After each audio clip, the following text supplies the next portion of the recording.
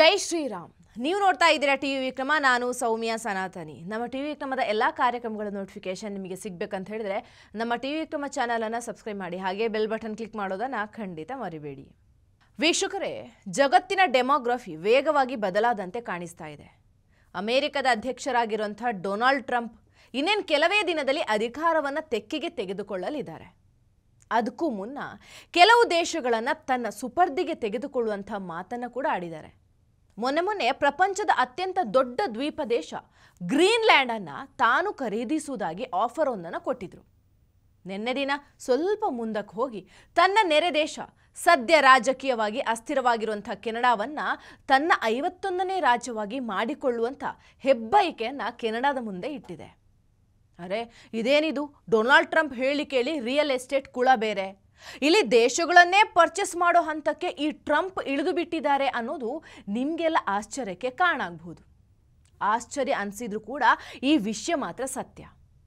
ನಿನ್ನೆ ಕೆನಡಾ ಪ್ರಧಾನಿ Justin Trudeau ಪ್ರಧಾನಿ ಹುದ್ದೆಗೆ ರಾಜೀನಾಮೆ ನೀಡ್ತೇನಂತ ಹೇಳಿದ ಕೆಲ ಗಂಟೆಗಳಲ್ಲಿ ಅಮೆರಿಕದ ಅಧ್ಯಕ್ಷರು ತನ್ನ ಎಕ್ಸ್ ಖಾತೆಯಲ್ಲಿ ಈ ಕುರಿತು ಪೋಸ್ಟ್ ಒಂದನ್ನು ಹಂಚಿಕೊಂಡಿದ್ದಾರೆ.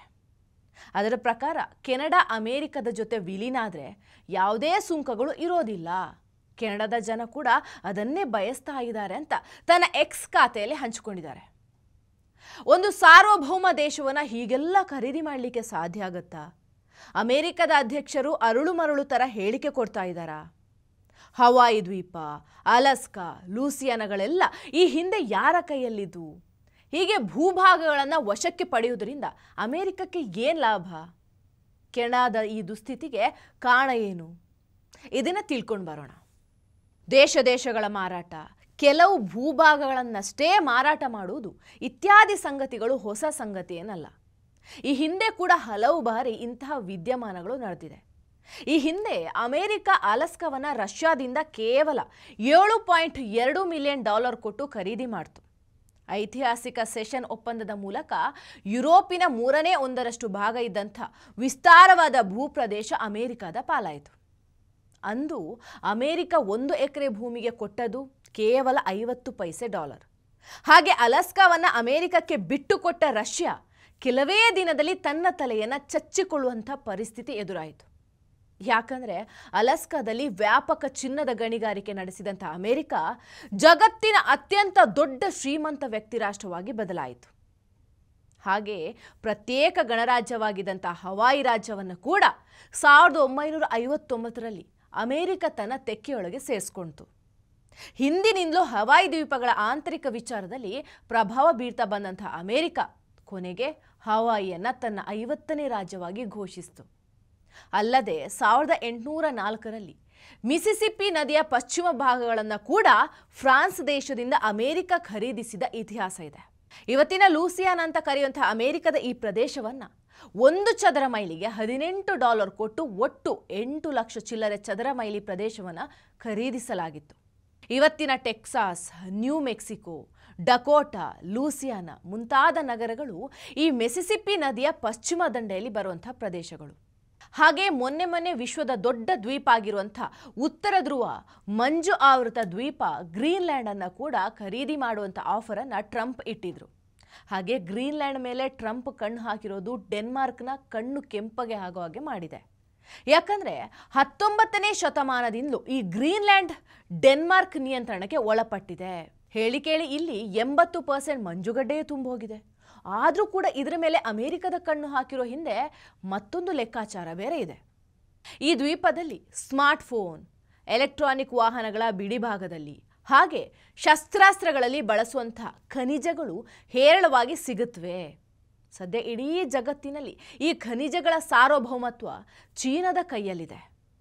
ಈ ಗ್ರೀನ್ಲ್ಯಾಂಡ್ ಒಂದು ತನ್ನ ಕೈಗೆ ಬಂದ್ಬಿಟ್ರೆ ಅದರಲ್ಲೂ ತಾನು ಸೂಪರ್ ಪವರ್ ಆಗಬಹುದು ಅನ್ನೋದು ಅಮೆರಿಕದ ಲೆಕ್ಕಾಚಾರ. ಈ ಲೆಕ್ಕಾಚಾರ ಅಷ್ಟಕ್ಕೆ ನಿಲ್ಲೋದಿಲ್ಲ. ರಷ್ಯಾ, ಚೀನಾ, ಉತ್ತರ ಕೊರಿಯಾದಿಂದ ಅಮೆರಿಕ ಗುರಿಯಾಗಿಸಿ ಯಾವುದೇ ಕ್ಷಿಪಣಿಗಳು ಹಾರಿ ಬಂದರೂ ಕೂಡ ಅದರ ಮೇಲೆ ಕಣ್ಣಿಡಲಿಕ್ಕೆ ಒಂದು ವಾಯುನೆಲೆ ಈ ಭಾಗದಲ್ಲಿ ಅವಶ್ಯ ಇದೆ. ಹಾಗಾಗಿ ಗ್ರೀನ್ಲ್ಯಾಂಡಲ್ಲಿ ಇದಕ್ಕೆ ಸರಿಯಾದ ಅವಕಾಶ ಸಿಗಬಹುದು ಅನ್ನೋದು ಅಮೆರಿಕದ ದುರಾಲೋಚನೆ. ಎರಡನೇ ವಿಶ್ವ ಯುದ್ಧದ ಕಾಲದಲ್ಲೇ ಅಮೆರಿಕದ ಅಂದಿನ ಅಧ್ಯಕ್ಷ ಹ್ಯಾರಿ ಟ್ರೂಮರ್ ಅಂದಿನ ಡೆನ್ಮಾರ್ಕ್ ಸರ್ಕಾರಕ್ಕೆ $100 ಮಿಲಿಯನ್ ಅಡ್ವಾನ್ಸ್ ಕೊಟ್ಟು ಇಟ್ಟಿದ್ರು. ಆಮೇಲೆ ಸ್ವಲ್ಪ ದಿನದಲ್ಲೇ ಟ್ರೂಮರ್ ಅಧಿಕಾರದಿಂದ ಕೆಳಗಿಳಿದ್ರು. ಆ ಯೋಜನೆ ಅಲ್ಲೇ ಹಳ್ಳ ಹಿಡಿತು. ಇದೀಗ ತನ್ನ ಮಿತ್ರ ದೇಶವಾಗಿದ್ದಂಥ ಕೆನಡಾ ಕೂಡ ತನ್ನ 51ನೇ ರಾಜ್ಯ ಆಗಲಿ ಅನ್ನೋ ಅಮೆರಿಕದ ಉದ್ದೇಶದ ಹಿಂದೆ ಇಂಥದ್ದೇ ಕೆಲ ದುರಾಲೋಚನೆಗಳಿವೆ. ಅಮೆರಿಕದ ಒಳಗೆ ಸದ್ಯ ಹಾವಳಿಡ್ತಾ ಇರುವಂಥ ಚೀನಾ ಮೂಲದ ಫೆಂಟನಿಲ್ ಡ್ರಗ್ ನುಸುಳಿ ಬರ್ತಾ ಇರೋದು ಕೆನಡಾ ಮೂಲಕ. ಅಲ್ಲದೆ ಮೆಕ್ಸಿಕೋ ಭಾಗದಲ್ಲಿ ಅಕ್ರಮ ವಲಸೆ ಹೆಚ್ಚಾಗೋದಕ್ಕೆ ಕಾರಣ ಕೂಡ ಈ ಕೆನಡಾ ತನ್ನ ಗಡಿಯಲ್ಲಿ ಪೊಲೀಸಿಂಗ್ ಅನ್ನು ಸರಿಯಾಗಿ ನಿರ್ವಹಿಸದೇ ಇರೋ ಕಾರಣಕ್ಕೆ. ಇದಕ್ಕೆಲ್ಲ ಜಸ್ಟಿನ್ ಟ್ರೂಡೋನೇ ಕಾರಣ ಅನ್ನೋದು ಟ್ರಂಪ್ ವಾದ. ಕೆನಡಾ ವಿಲೀನ ಆದರೆ ಅದರಿಂದ ಕೆನಡಾಕ್ಕೂ ಲಾಭ, ಅಮೆರಿಕಕ್ಕೂ ಲಾಭ ಅನ್ನೋ ಹೊಸ ಲೆಕ್ಕಾಚಾರ ಟ್ರಂಪ್ದು. ಜಸ್ಟಿನ್ ಟ್ರೂಡೋ ಕೆನಡಾ ಪ್ರಧಾನಿಯಾದ ನಂತರ ಅಮೆರಿಕ ಹಾಗೂ ಕೆನಡಾ ಸಂಬಂಧ ಅಷ್ಟಕ್ಕಷ್ಟೇ ಅನ್ನೋ ಥರ ಇದೆ. ಇದಕ್ಕೂ ಈ ಹಿಂದೆ ಈ ದೇಶಗಳು ಅದೆಷ್ಟು ದೋಸ್ತಿಗಳಾಗಿದ್ವು ಅಂದರೆ ವಿಶ್ವದ ಅತಿ ದೊಡ್ಡ ಗಡಿಯನ್ನು ಹಂಚಿಕೊಳ್ಳುವಂಥ ದೇಶಗಳಾದರೂ ಕೂಡ ಇವುಗಳ ನಡುವೆ ಬೇಲಿ ನಿರ್ಮಾಣ ಆಗಲಿಲ್ಲ. ಪರಸ್ಪರ ನಂಬಿಕೆ ಸಹಬಾಳ್ವೆಯಿಂದಲೇ ಇದ್ದಂಥ ಈ ದೇಶಗಳು ಜಗತ್ತಿನ ಬಹುತೇಕ ಯುದ್ಧಗಳಿಗೆ ಒಟ್ಟಿಗೆ ತನ್ನ ಸೈನ್ಯವನ್ನು ಕಳುಹಿಸಿಕೊಡ್ತಾ ಇದ್ವು. ಕೆಲ ನೀರಾವರಿ ಯೋಜನೆಗಳು ಕೂಡ ಒಟ್ಟೊಟ್ಟಿಗೆ ಹಂಚಿಕೊಂಡಿದ್ವು. ಆದರೆ ಇತ್ತೀಚೆಗೆ ಎಲ್ಲ ಪರಿಸ್ಥಿತಿಗಳು ಬದಲಾಗಿವೆ. ಕಳೆದ 10 ವರ್ಷಗಳಲ್ಲಿ ಅಮೆರಿಕ ಕೆನಡಾ ಸಂಬಂಧಗಳು ಹಳಸಿವೆ.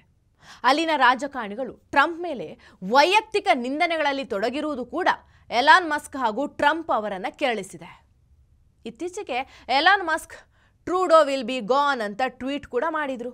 ಅಲ್ಲದೆ ಟ್ರಂಪ್ ಟ್ರೂಡೋ ಅವರನ್ನು ಗವರ್ನರ್ ಅಂತ ಕರೆದಿದ್ರು.